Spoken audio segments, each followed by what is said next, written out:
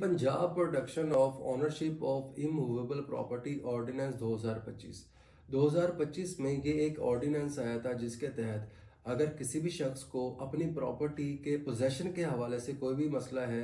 तो वो मुतलका डिस्ट्रिक्ट के अंदर एक एप्लीकेशन फाइल करेगा। एप्लीकेशन के साथ ही अपनी प्रॉपर्टी के सभी प्रूफ लगा के, अब ये एक कमेटी थी जिसके अंदर 6 लोगों की एक टीम थी जो इस टीम को लेके चलती थी और डिसीजन मेकिंग करती थी पोजेशन के हवाले से। अब इस लॉ के ऊपर दिसंबर 2025 में लाहौर हाई कोर्ट की चीफ जस्टिस आलिया नीलम साहबा ने एक इंटरम स्टे पास कर दिया है।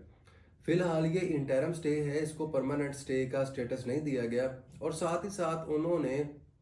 इस लॉ के हवाले से कुछ अपनी ऑब्जर्वेशन, कुछ रिमार्क्स भी दिए हैं कि अगर ऐसा क्या शौक है पटवारी को, कानूनगो को, कि वो जुडिशरी की पावर को एक्सरसाइज कर रहे हैं। अगर उन्होंने इस तरह की कोई पावर एक्सरसाइज करनी है तो प्रॉपरली लॉ की डिग्री लेके आए। और साथ ही उन्होंने गवर्नमेंट को भी तनकीद का निशाना बनाया कि अगर ये लॉ इसी तरह इम्प्लीमेंट रहा तो आपके पास जाती अमरा का पोजेशन भी नहीं रहेगा। बीइंग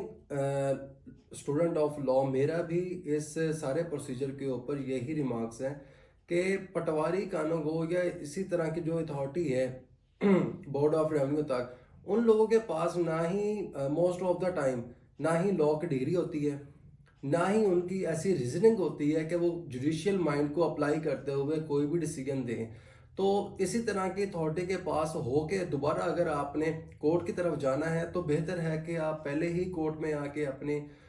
जो भी आप रिलीफ लेना चाहते हो वो डायरेक्टली आप कोर्ट से अवेल करें।